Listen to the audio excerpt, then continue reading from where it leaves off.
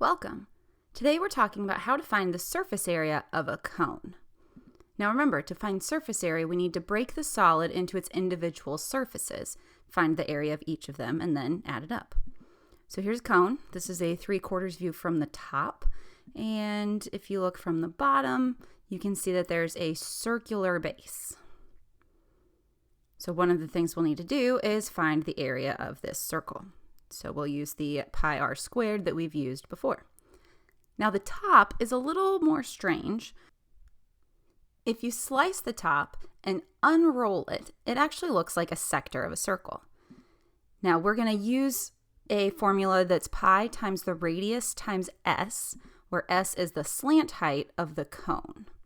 Now I call this a sector-ish top wrap just because it doesn't always fit the qualities of a sector that we looked at in our previous playlists, but technically it is a sector of a circle. Now to find the total surface area of this cone, we're going to add those two pieces together, the circular base, pi r squared, plus that sector top wrap, pi r s. So it's not too bad of a formula to use. Let's go ahead and try it. Here's our formula that we're using. So let's find all of the pieces and plug them in. Now the first piece we need is r. The radius of the circular base is 6 inches.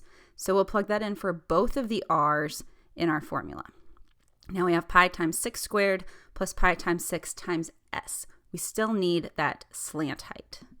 But the slant height is given to us here. It's 10 inches. So we'll plug that in also.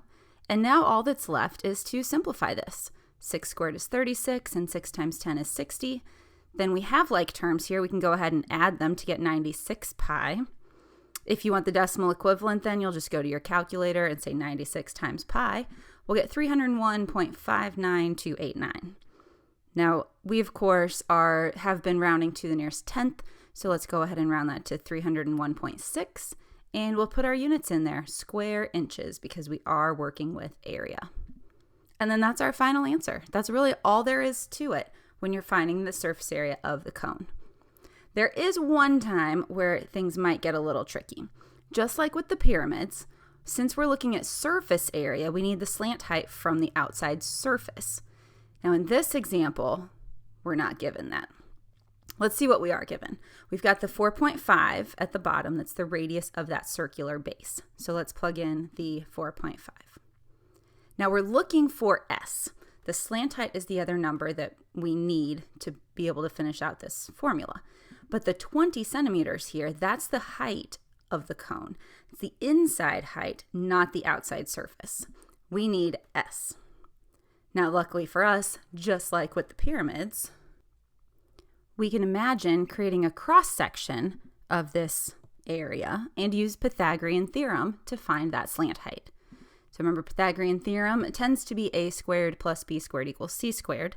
But for us, since our legs and hypotenuse are already labeled with things, I'm going to go ahead and set it up as h squared, the height, plus r squared, the radius, equals s squared, the slant height. Then it's a little more apparent where our numbers all plug in. So we'll plug in our 20 and our 4.5. Square both of those, we get 400 plus 20.25, which of course is 420.25. We'll take the square root of both sides so that we get just plain old s as 20.5. So s, the slant height, is 20.5 centimeters. We'll go ahead and get that put into our equation. We'll do a little squaring and a little multiplying. Add up those like terms for 112.5 pi being our official exact answer. But we want the decimal equivalent here, so we'll use our calculator to multiply. 353.42917. And we have been rounding to the nearest tenth, so let's go ahead and do that. And then we'll put on our units, centimeters squared. So there's our final answer. So even if you're only given the height instead of the slant height, you can still get there. We'll just need to use Pythagorean theorem. So to summarize everything that we've done so far in this video, when we're finding the surface area of a cone, we're going to add the area of the circular base and that sector wrap that goes around the top.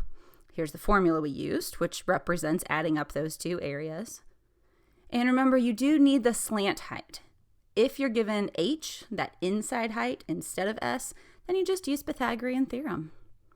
So thank you for joining me for finding the surface area of a cone, and I'll see you next time.